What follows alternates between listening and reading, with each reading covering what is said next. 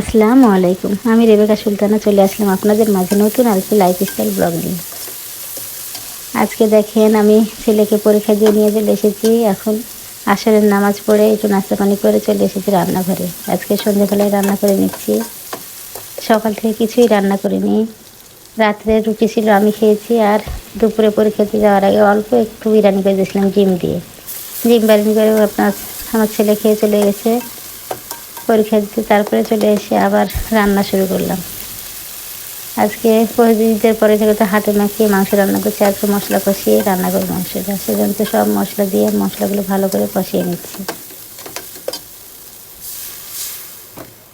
আজকে আপনাদের ভাই আসবে, সেজন্য সকাল আর কিছু রান্না করে নিয়েছি। রাত হবে আসতে, সকালে রান্না করলে আবার ফ্রিজে ভরো গরম করো, সেজন্য বলছে সন্ধ্যাবেলাতেই রান্না করে নিই, গরম গরম এসে খাবে।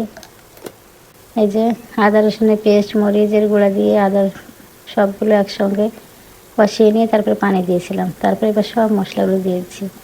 এই যে আমি বাসায় তৈরি করেছিলাম গরম মশলার গুঁড়া, ওটা দিলে আর কোনো শুকনো মশলা লাগে না, তেজপাতাও দিতে হয় না। তেজপাতা সহ আমি মশলাটা করেছিলাম। ওই মশলাটা দিয়ে রান্না করলে মাংস অনেক টেস্ট হয়। শেষ হয়ে গেলে আবার করতে হবে। আমি গোটা গরম মশলা খুব কমই ব্যবহার করি মাংসতে। এই যে মশলাটা আমার সুন্দরভাবে কষানো হয়ে গেছে। রসুনগুলো দিয়ে দিয়েছি কষানোর সময়তে। এবার মাংসগুলো দিয়ে আমি কষিয়ে নেব, অনেকক্ষণ ধরে কষিয়ে নেব।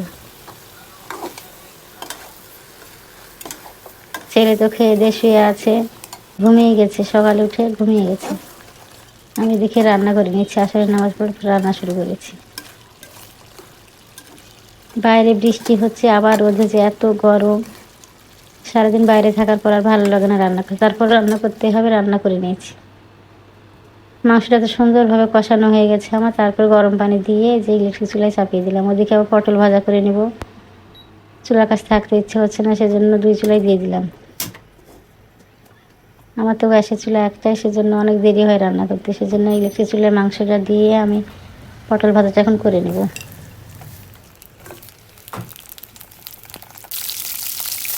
হলুদ আর লবণ দিয়ে পটল ভাজা আস্তে আস্তে হোক। এদিকে আমি ঘর বাড়িগুলো দেখছি, যে নোংরা থাকলাম পরিষ্কার করে নিচ্ছি। সকালে ভালো লাগেনি, অত করে করিনি। আজকে ঘর মোছা হয়নি, আগের দিন মুছে নিয়েছিলাম, সেজন্য আজকে ঘর মুছিনি, ঘর পরিষ্কার করে রেখে চলে গেছিলাম। এই যে পটল ভাজাটা হয়ে যাচ্ছে আমার। আমার ভিডিও যদি আপনাদের এতটুকু ভালো লেগে থাকে তাহলে প্লিজ লাইক কমেন্ট সাবস্ক্রাইব করে দেবেন। আর যদি ফেসবুক পেজ থেকে দেখে থাকেন শেয়ার করে দিয়ে আমার সঙ্গেই থেকে যেতে পারেন। আর যারা অলরেডি এই কাজটা করেছেন তাদেরকে অসংখ্য অসংখ্য ধন্যবাদ।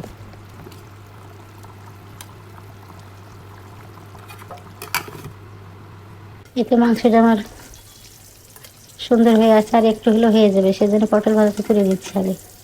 তারপরে আবার মাংসের কাছে চলে যাব। দুই চুলায় দিয়ে তাড়াতাড়ি রান্নাটা হয়ে আসছে। দেখে রান্নাও শেষ হয়েছে, মাগরিবের আজানও দিয়েছে। আগে রান্নাটা হয়ে গেছে। এবার আমি গরম চুলার উপরে রেখে দেবো মাংসটা,